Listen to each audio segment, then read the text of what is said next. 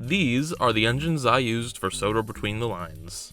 I'll be explaining the reasoning behind their looks, how I made them, no matter how mundane, and I'll be dropping some lore. I will say that my Sodor Between the Lines series is mostly based on the Railway series and the Island of Sodor book. However, I do take some of my own creative liberties, so it's not going to be 100% accurate, and this isn't the exact universe that Audrey created. There's a reason us Thomas fans like to throw the word headcanon around. Basically, this is just my take on the engines, and if you disagree, that's totally fine. But without further ado, let's go in number order, starting of course, with Thomas. Okay, Thomas is literally only here by technicality. He's mostly just the standard LBSE 70 Bachmann Thomas with just one really simple mod. I just removed the number 70 with rubbing alcohol. The reason why I did this was because I couldn't really find an in-universe reason for Thomas being this number. Of course, the reason why he was numbered in The Adventure Begins is because of his 70th anniversary, but in real life, 70 was the number of the Terrier Poplar. I thought about changing his number to something else, but in the end I just decided to leave him unnumbered. The background for Thomas in this universe is that he isn't an E2, but instead being a prototype for it built in early 1913.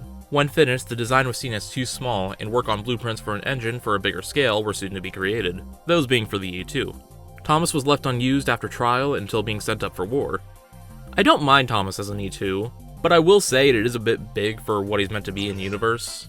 Thomas overcoming his small size is a theme throughout the whole franchise, and so reflecting that, Thomas ends up being more useful than the engines that were bigger than him, as the E2s were seen as pretty unsuccessful. Moving on to Edward, he was definitely the most complex out of all the engines we'll be looking at. Edward's story is generally the same as the Railway series, purchased from the Furness Railway, rebuilt cab, etc. When it comes to my model, I bought a broken Bachmann Edward for cheap, as I really only needed him to be a static model for the shots in episode 1. I cut the cab slightly and gave it more of a semi-curved form with cardboard. I primed with the base coat and painted him with a mixture of red and black to give him sort of a rich burgundy color to match the Furness Railway livery. After that came the water slide transfers, which I got from the Fox Transfers online store.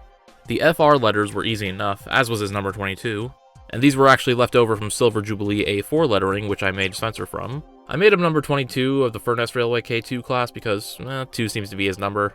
Although I do think fans found a more historically accurate number for him, but oh well. For his boiler bands, I used a thick black lining and then laid double-striped red lining on top to be as accurate as possible. I think this was my first time doing lining for an engine, and it's pretty hit or miss in some areas, but I still think it looks okay. I finished him with silver Sharpie for the handrails and window frames. Edward is not perfect by any means, however I'm still happy with what I was able to do and how he came out. I do wish I shelled out the extra cash to get a running one. He moves slightly and then just stops. Maybe there's a really simple fix I'm missing, so if anyone has any info, please let me know. Alright, now let's talk about the biggest oddball of the fleet, Henry. The idea for this model came from the fact that I was going to buy a used Bachmann B1 to use the tender for my Gordon model. And the more I looked at the engine, I thought it might actually work as an old shape Henry model. To me, it kind of looked like a more condensed Black 5, which would make the transformation far more believable. Now, I will firmly state that Henry himself in this universe is not specifically a B1. Henry is still a flawed Gresley design due to the Doncaster scandal, however, instead of being a prototype Pacific, he's instead a 460 one-off prototype that Gresley chucked. So I had the body, but as the tender was going to Gordon, I needed to find a different one. I then tried to see how my Bachmann Henry tender would look, and I honestly liked the idea of it. I thought the odd-looking shape of it really emphasized that Henry was just a weird hodgepodge put together by an amateur builder, which, I mean, kind of also applies to me now that I think about it. I removed the LNER number from the B1, and I did my best to paint the tender in the same livery as the engine with white lining. Because there was no drawbar, I had to make a new coupling system. The old European Bachmann models use a peg and slot coupling, so I bent a paper clip and held it together with blue tack. And shockingly, I've had very few issues with it. I shot his first shot in episode 2 without his number, even though you can't really see the number anyway. Then after, I added an LMS font number 3 to his tender. I also contemplated giving him a copper chimney cap like he did in the Reginald Payne illustrations, and I kinda wish I did in hindsight. I suppose I still can, but the other episodes were already filmed without it, so I'm still on the fence if I want that to be consistent. You guys can let me know if you care at all about that. I'll admit, while this is a very bizarre take on old shape Henry, I am pretty happy with how he turned out. I'm also working on a Black 5 Henry, so expect to see him on the way soon as well. Now onto my favorite character and model, Gordon. But wait a minute, he's not in his GNR livery. Okay, so for episode 3, right after I got done shooting these scenes with Gordon in green, I immediately started work on painting him in blue for his shots at the end. Yeah, I know that sounds really crazy, but it's what I had to do. This Gordon has quite the story to tell. I was no doubt inspired by the Unlucky Tugs model of Gordon. I used my Hornby A1 Flying Scotsman model, which is just a standard one you can get in this starter set which I had bought years ago. As I mentioned earlier, I used the tender from a B1, and I specifically bought one with the tender frames already lined out in red. And to match, I lined out Gordon's frames with waterslide transfers. I also removed the LNER and replaced it with GNR number transfers, as he would have been built in the pre-grouping era. Gordon in my universe is just straight up an A1, not any sort of experimental prototype or rebuilds like Crew. He's the first one built in my headcanon, making him GNR number 1469, to make him before number 1470, Great Northern, of course. The tender coupling is just soldering wire superglued and bent to make the connection. I do want to figure out a better system, but hey, it was strong enough to pull this long rake of coaches.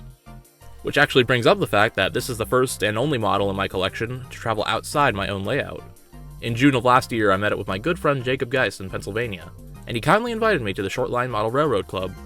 Through this, I was able to get specially shot footage for episode 3, which I was super excited about. But the layout was wired for DCC, or Digital Command Control. So Jacob, who's a lot smarter than me when it comes to this stuff, helped me fit Gordon with a DCC decoder. The only one of my models to have one. Thanks again for all your help, Jacob. Without you, episode 3 would not have been as great as it was. While I loved my Gordon model in his GNR livery, unfortunately I didn't really have the money or reason to make a second Gordon. So I primed, painted, and lined him out in his famous Northwestern Railway colors. Maybe one day I'll make another one, but for right now, I'm very happy with Gordon in blue. I do want to switch out his buffers with oval ones just like the books and show, though. I know there's really no reason to do it, but honestly I just prefer them on Gordon. Finally, we have James, who has yet to appear in the series, but I figured I should show him off regardless because, like Thomas, he was very simple to make. He's a standard Bachmann Origin James with his number 5 removed. Not too much deviation from the Railway series lore. James is an experimental LYR Class 28 with a front bogey added. And in my headcanon, he's an add-on and he arrived after grouping, which would make him LMS number 12620. And of course these are Fox transfers. I also removed the printed on tail lamp because I just hated how it looked. Bachmann, I love you, but these are ugly. I also get a lot of people asking me where I get the faces for my engines. I used to get them off of Shapeways, and users like Rexecutions and Light and Coal were the ones who made them.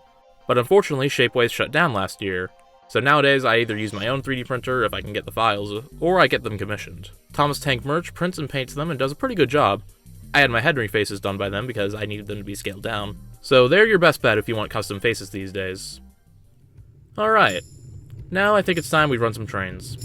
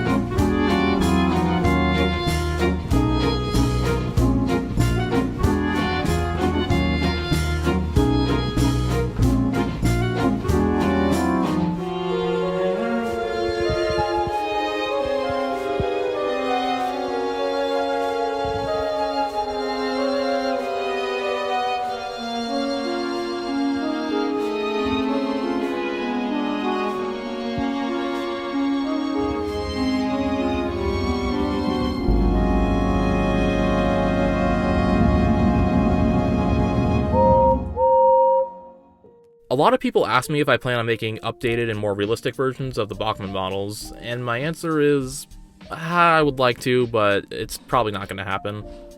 It really just comes down to my time and budget, honestly. Well, more so budget. I mean, if I want them to be perfect, I gotta commission people and then buy the engines for the chassis, and it's really a time-consuming process, and I don't think it really needs that. Look, if it's one thing you should take away from this video is that I'm a very amateur model maker, and if my dumbass can do it, then you sure as hell can get by too. Even if in the future I end up being unsatisfied with these models, they will still hold a special place in my heart. And I think that about wraps it up. Thank you guys again for all your support, and I will see you guys in the next one. Bye-bye!